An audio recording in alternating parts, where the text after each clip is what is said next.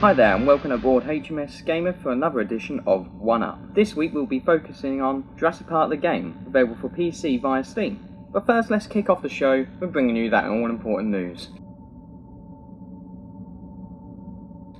Okay, in the latest news, the Wii U has been said to have evolved even further since last E3 and will be available in late 2012 in Japan and Europe. It is also said that because of the possibilities within the game, it will be difficult to show them on the box as they are going to sell it or to be published in magazines and other mediums.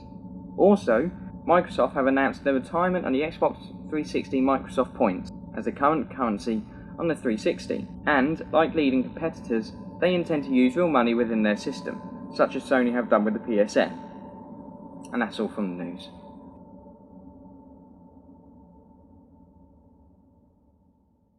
Oh no, we've lost one of our engines. We're going down. Quickly, abort the mission. If you go into safety mode, we'll be able to... Not activated. What do you mean safety mode isn't available? Prepare for crash landing. Oh no, that's right. I turned it off when I wanted to make a coffee. Oh no. Alright, prepare for emergency landing. We'll see you down there, hopefully.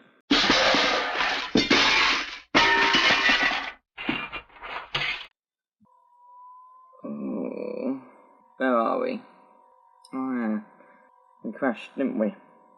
That's the last time I ever go make a coffee and unplug it. No, none of the computers are working great. Looks like I'm on my own then. Brilliant. Right, well, let's... Oh my god. If any of you are watching this, please send someone to help me. I'll send you the coordinates. 1 second. Okay, well, while he's just staring at us, let's kick off the review, eh?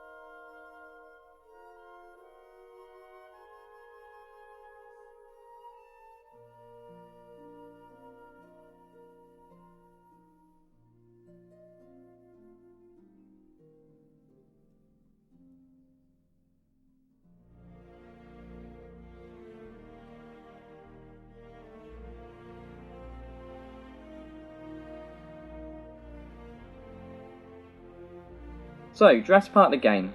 The experience begins with a terrified woman, brilliant white eyes light the darkness, like an episode of Scooby-Doo has been hauled in to form part of the Isle Anuba scenery. She's carrying the Barbasol can last seen being dropped by Dennis Nedry before he was killed by an Dilophosaurus in the movie. She's also injured and disorientated, gasping for breath. I'm required to use the mouse to steer a green dot which calms her, and then she's running. Quick time events have her traversing the terrain and avoiding obstacles until the butting mashing part has her backing up to and over a cliff.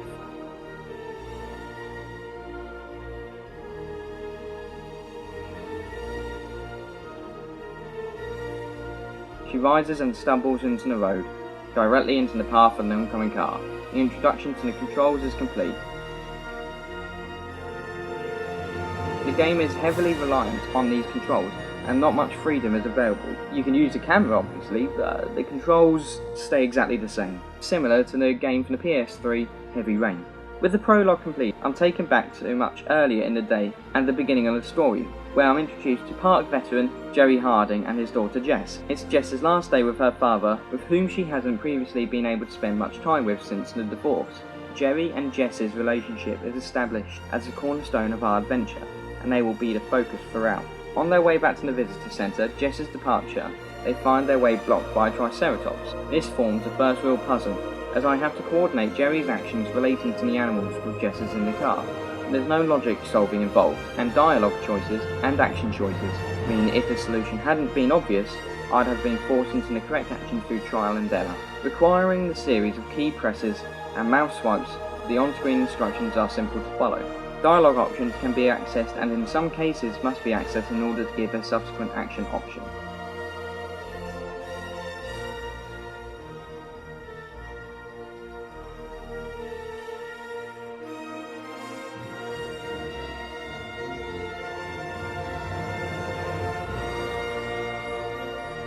control for changing between the characters so each can perform their task in sequence is novel in how it pulls back and puts the current location in one screen and up to 3 other locations in similar screens, corresponding to the main 4 points of the D-pad. With a mouse I can simply click on a screen that I want to switch to. The developers refer to this as director's chair approach, and it works really well.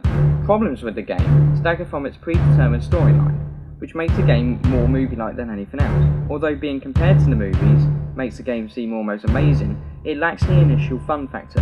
By this I mean you have no control over the game, unlike for example Mass Effect, in which every decision made alters the game's ending. In this, if you die, you start right back where you were, and you have to go through the same exact thing.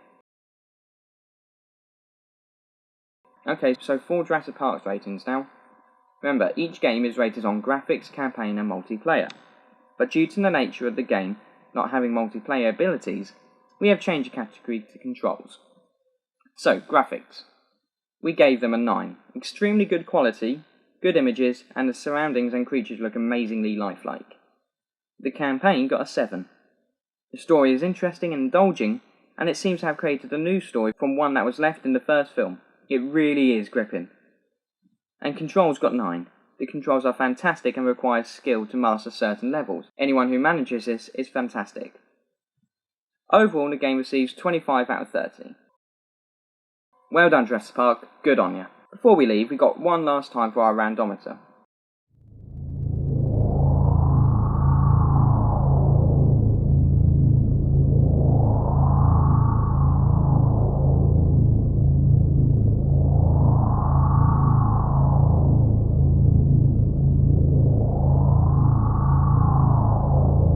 Okay, today's random anagram is marsupial axe orgy. Bit rude, I know. If you think you know the answer, please leave it in the comment box below. Okay, that's enough from this episode. Join us next time when we review Skyrim.